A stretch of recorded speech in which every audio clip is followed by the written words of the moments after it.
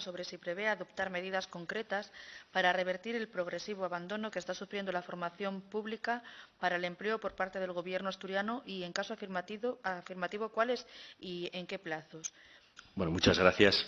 En este punto vamos a empezar de forma opuesta, como fue anteriormente, donde empezábamos en el punto de encuentro y luego iba un poco profundizando a cosas en las que, como las competencias, no estábamos de acuerdo. Aquí voy a empezar por la cuestión en la que no estamos de acuerdo con el planteamiento de la pregunta y luego espero que podamos llegar a algún tema concreto en el que sí que podamos acordar, ¿no? En primer lugar, creo que tenemos que negar la mayor, relativa al progresivo abandono que se manifiesta en relación con la formación pública a la que se alude, ¿no?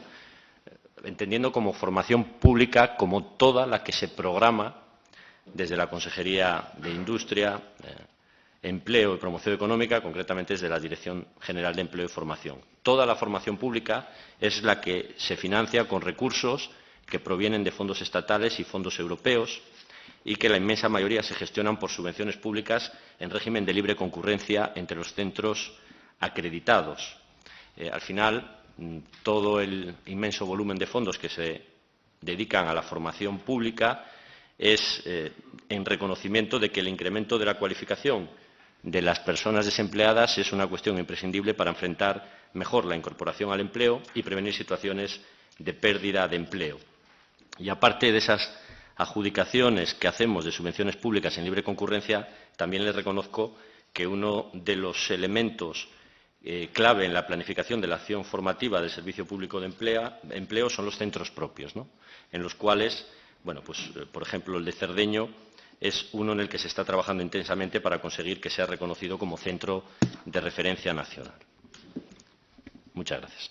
Bueno, este asunto nos parece fundamental. Bueno, por ese mismo motivo decidimos impulsar y presidimos en su momento, hace ya 3 años, se constituyó la Comisión de Investigación sobre Cursos de Formación y ese impulso respondía a un conjunto de preocupaciones que trascendía los acontecimientos que habían precedido precisamente esa constitución. Las encuestas del CIS sitúan, y lo siguen haciendo, al paro como principal preocupación de la población en Asturias. Volvemos a ser la única comunidad autónoma que pierde empleo, casi 73.000 personas. El resultado de aquella comisión y el dictamen que en aquel momento se elaboró, pues bueno, fue ignorado por la mayor parte de partidos de esta Cámara, que decidieron mirar para otro lado en aquel momento, pero es cierto que nosotros hemos venido denunciando el progresivo deterioro de la formación pública y el abandono, tengo que decírselo, absoluto de los centros propios. Y una cosa también muy concreta, que es el retraso en el pago de las ayudas a las personas que asisten a esos cursos de formación. En abril del año pasado denunciamos que el Gobierno de la FSA, decíamos que daba un paso más en la apuesta por la privatización de la formación, precisamente porque no había sacado un solo curso en los centros propios, cuando ya había 400 cursos subvencionados en las entidades colaboradoras que llevaban meses ofreciendo en ese 2019. Los cursos públicos no empezaron hasta junio. Después de nuestra denuncia se publicaron como a la semana, en abril, mayo aproximadamente. En diciembre, yo se lo dije a usted y se lo dije a la señora Varela en la Comisión de Presupuestos, les dije que la web de Trabajastur ofertaba 300 cursos para centros colaboradores, mientras que a los centros del SEPEPA ni siquiera se les había pedido una previsión para empezar a trabajar en la elaboración de la programación para 2020. A día de hoy están en la misma situación. Todos los cursos ofertados en la web de Trabajastur son con entidades colaboradoras y los centros propios siguen sin ser consultados sobre la previsión de formación y mucho menos se sabe, que eso lleva también un tiempo después, cuándo va a salir esa convocatoria de formación pública. Yo les quiero preguntar a qué esperan, y le pregunto literalmente, ¿a qué esperan para la publicación de la programación para los centros propios para este año? Yo le pregunto qué considera usted si no debería ser esa programación la que saliera primero y aquella formación que no pudieran asumir por carencia de dotaciones o por no poder abarcar esa formación fuera derivada a las entidades externas. A día de hoy nada se sabe y fíjese cómo funcionan las cosas. Este día me contaban, nos encontramos con que alguien de una fundación, de una entidad colaboradora, llama a un alumno que está asistiendo a un curso público, de formación pública del año pasado todavía, en esta semana, para tratar de captarlo para su curso, ¿no? Aquí funciona esta competencia entre entidades externas privadas, la formación pública, y aquí es como, bueno, es una lucha por el alumno. El alumno al que luego no se trata bien cuando no se le dan las ayudas o becas por transporte, por conciliación, por discapacidad, por violencia de género. Nosotros lo hemos denunciado recientemente.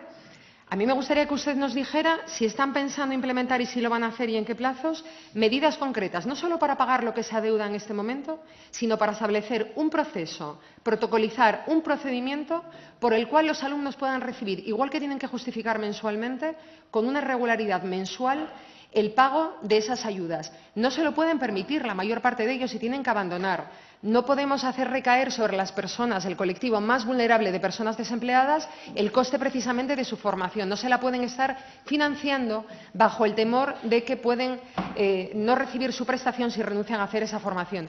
Y, finalmente, los centros propios, ¿sabe por qué están abandonados? Porque los contratos de mantenimiento y los contratos de suministros no se están haciendo a tiempo. Les faltan fotocopiadoras, les faltan folios, les falta material para los cursos, les faltan ascensores, les falta calefacción, les falta luz, no se pueden comprar una bombilla, no pueden poner un tóner a una fotocopiadora. Eso es un abandono de los centros propios que yo le pido, yo lo comuniqué en su momento. Voy concluyendo. Y luego le quería decir también, hay algunas ramas, y se lo quiero poner y es ya lo último que digo, existen dotaciones y aulas de especialidades. Yo les dije soldadura, y se lo dije a la señora Varela en diciembre pasado, que llevaban 2 años sin impartirse en centros propios. Calderería, fontanería, frío, gas, electrónica, web, soldadura. Más de 2 años sin ser impartidos en centros propios, cuando hay dotaciones. ¿Por qué no se está haciendo y qué medidas prevén llevar adelante para poder impulsar esa formación pública, si esa es de verdad su intención? Efectivamente, me pedía medidas concretas y eso hemos también preparado, ¿no? En todo caso, entrar en medidas concretas no significa tampoco que tengamos que entrar en el debate de lo concreto y luego hacerlo general. Es decir, hay cuestiones que efectivamente son problemas puntuales de gestión que podemos conocer y reconocer, pero que eso nos lleve a una valoración simple y superficial de que todo es un desastre, es algo en lo que podríamos no estar de acuerdo. En todo caso, medidas concretas, ¿no? Bueno, pues medidas concretas. En este año va a haber importantes inversiones en centros. En el presupuesto de 2020 se dedica al capítulo 2 de bienes corrientes y servicios de los centros propios 1.825.946 euros.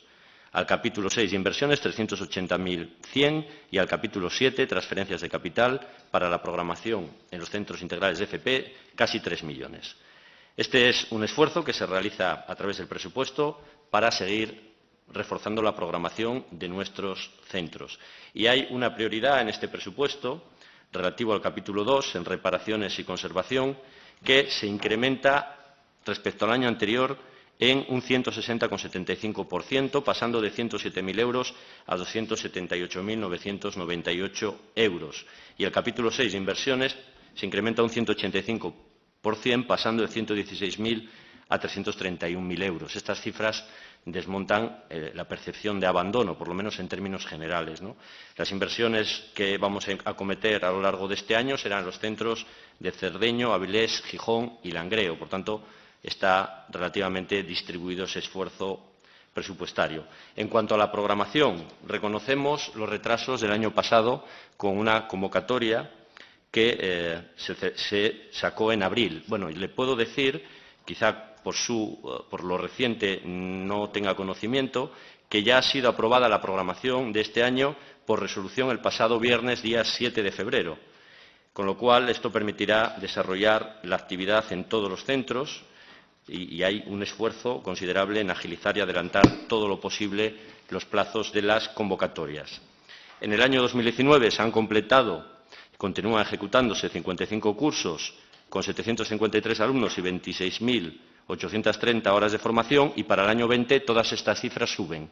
Habrá 58 cursos, se esperan 792 alumnos y 27.120 horas lectivas. Por tanto, algunas cuestiones concretas que le he trasladado demuestran el mayor esfuerzo y, por tanto, de alguna manera desmontan la idea de un abandono en la formación pública para el empleo. Señora presidenta, en relación con las ayudas, hemos tenido, es cierto, no hay objeción en comentar esta cuestión, que además tenemos resuelta. Efectivamente, hay una cuestión administrativa que plantea que estas ayudas para la formación pública en empleo son subvenciones nominativas y, por tanto, deberían pasar el trámite de Consejo de Gobierno, con lo cual esto retrasaría la adjudicación de las mismas. No estamos de acuerdo en esa consideración y estamos trabajando para modificar esta consideración, lo que permitiría agilizar de manera notable el procedimiento de gestión y con ello el pago de dichas ayudas. Y finalmente también le puedo señalar que la reforma en la Ley de Contratación Pública, especialmente para el caso de contratos mayores, supuso más complejidad, mayores plazos y ha generado retrasos y dificultades en algunos centros. Eso es cierto que es así. Insisto, dificultades puntuales, nuestro ánimo es superarlas y no podemos aceptar la enmienda a la totalidad que habla de abandono de la formación pública para el empleo.